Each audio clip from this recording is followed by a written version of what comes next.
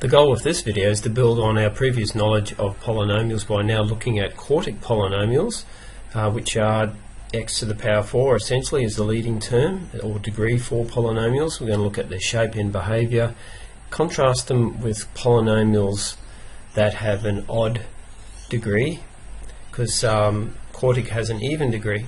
And if you watch the previous video about something cool about polynomials, you'll note there's certain patterns there, and that will tie together with an example.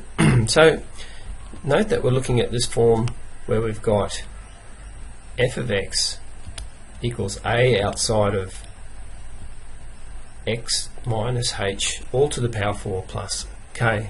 That should seem familiar based on what we studied with quadratics in turning point form and cubics as well.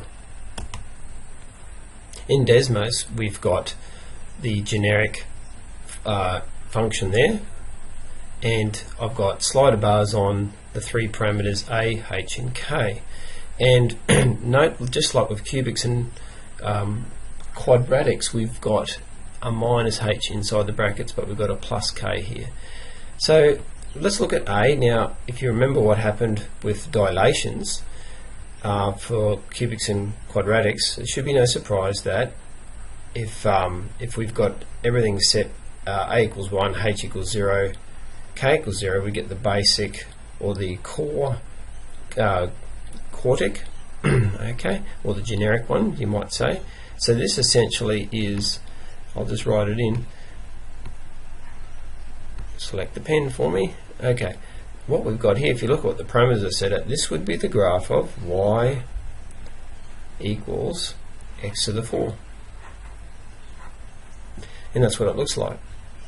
And again, if you watch the previous video on cool things about polynomials, yeah, it does resemble a parabola, but yeah, there's certainly different behaviour, especially noticeable down there. That's not the only thing that's different, of course. So let's see what happens if we adjust a. Firstly, looking at positive values greater than 1. So we can see that it dilates the quartic in the vertical direction by a factor of whatever a is equal to. So that one is heavily dilated with a factor of 7. Then we bring it back down to 1. And then between 1 and 0, decimal values or fractional values, it does the opposite. It basically it compresses the curve vertically, and it has a dilation of, for example, right here, it's a dilation of a factor of 0.4. Now once we get below 0, because 0 is a special case, okay, 0 would be whatever k is equal to, it'd be a constant function because 0 to the 4 is 0. When we get into negatives, we get the same phenomena as with positives, except for that it's inverted or reflected in the x-axis. Okay, so dilation is a shape change which is the same as what we've seen with other polynomials. So it's a stretch or a compress, and it's a shape change, not a position change. Okay, so stretch or compress by a factor of a.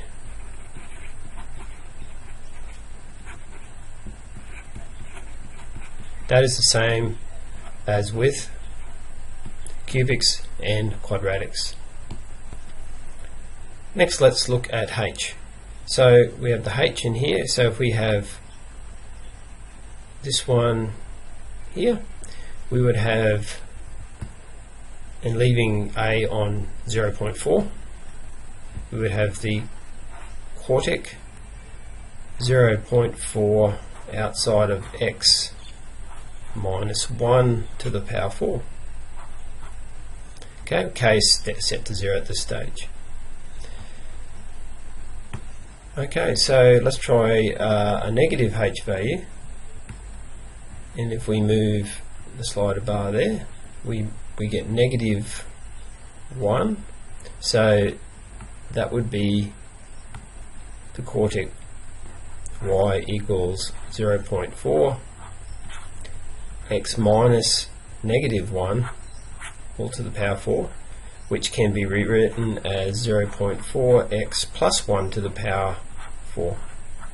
So when we have a plus inside the brackets, plussing a positive, it has moved that many h units to the left, whereas if it's a minus in the brackets like the one we had before, it's moved h units to the right. So when h is positive, so they'll be like this one here, it's move it h units right, h negative, h units left, and that is a translation. So it's a translation, so it's position change, translation. Okay, let's look at k now, and k set to 0. Let's put this one back to 0 as well,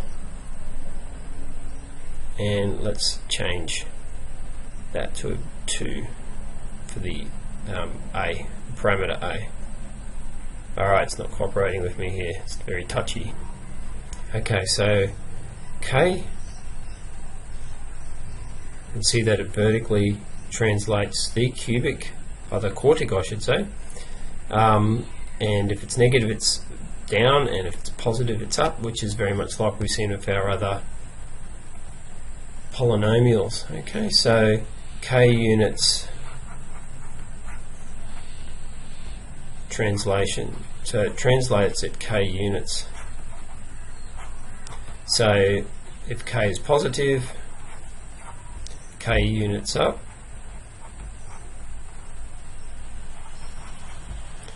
and k negative, we've got k units down.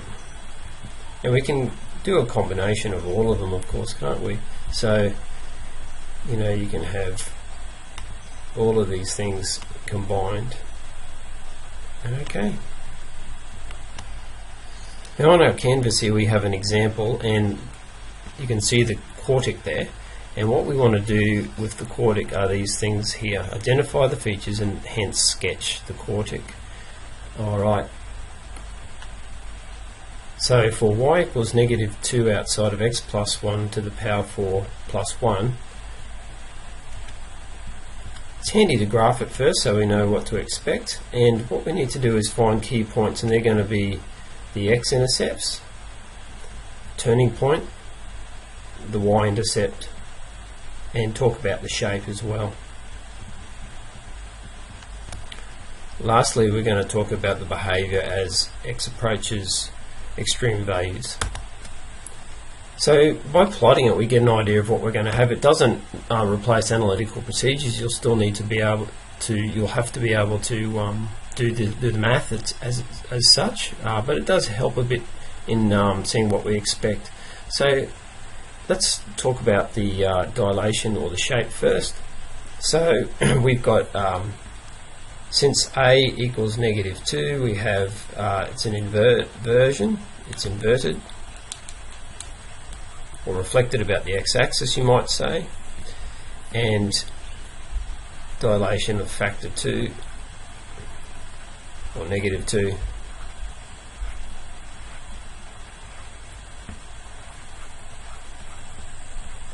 So that means it's a vertical stretch.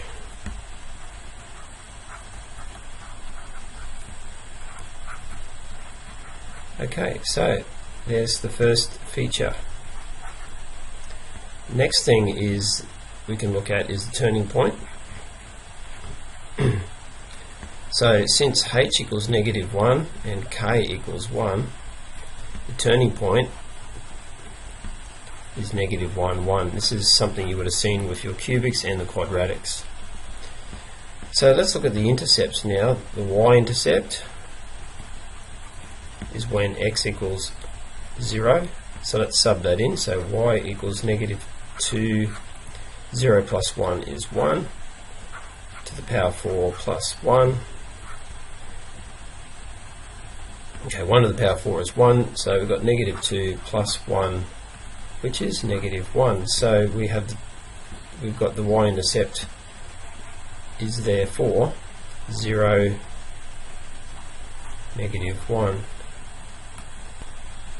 The x-intercept now is when y equals 0, so let's do that. So 0 equals -2 x plus 1 to the power 4 plus 1, and we have to solve that. Putting in the next two lines then, subtract 1 from both sides and then divide both sides by -2. We get a half equals x plus 1 to the power 4. Now we're going to take the fourth root. Now remember, when you're taking, when you're looking at the nth root, when n is even, you've got to take the positive and the negative, okay? Because with even roots, there's a pair of solutions, the positive and the negative. Notice when we have an odd, so that should say even, not every. Completely wrong word there, even. When it's odd, it's no plus or minus. Okay, so the root, if it's an odd value of n, it's just the positive only. Okay, that should make sense based on the maths, you know. Okay, because remember, square root is plus or minus to get the solutions. So we need to calculate that now. So you need to work out whether you are after an exact value or a decimal approximation. Depends on the sort of question, but you are going to get the plus or minus there. So basically, calculator gave me this, and I am going to use a decimal approximation. Okay, so that's approximately equal to plus or minus 0.841 to 3 decimal places equals x plus 1. So we're going to subtract 1. So therefore x equals 0.841 minus 1, or x equals -0.841 minus 1. There's two solutions, and I've just written those in there. So what does that mean? That's what the x-intercepts are. So the x-intercepts are, okay, so we got 0.159, -0, and -1.841, 0 are the two. Now lastly, to look at the behaviour, this is the last part. What we mean is as x approaches infinity and then as x approaches -infinity, we want to see the behaviour of y. So we can just see here, if we make x approach really big numbers inside of here, that would be basically a large, super large number, loosely put, raised to the power 4, which is still a super large number, times by -2, which is a super large negative number. Merely adding one on to that, alright, will still be a super large negative number. So to put that mathematically, y is approaching -infinity. If x is approaching itself -infinity here, so we've got very big negatives inside of the brackets now, because you've got in this negative here for x, huge negative number is overwhelms the 1. So you've got negative to the power 4, which a big negative number to the power 4 will give you a positive, and then positive times -2 will give you a big negative, and the plus 1 won't make any significant difference. So y also approaches -infinity here. Okay, and you can just try this by putting in big numbers anyway, like 1,000 or 2,000 or 10,000 or 1,000,000. But infinity, of course, is not a number.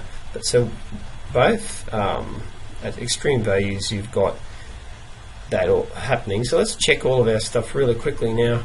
So we've got, let's go through all those features one by one. Firstly, the shape against an actual graph. It's inverted, has a vertical stretch. Let's have a look. Yes, it is inverted, has a vertical stretch. basically turning point is at negative 1, 1. Let's have a look. Yes, it is. Okay, next we've got the y-intercept is at that 0, negative 1. The y-intercept there, yes it is. X-intercepts, let's have a look at those. They were down here.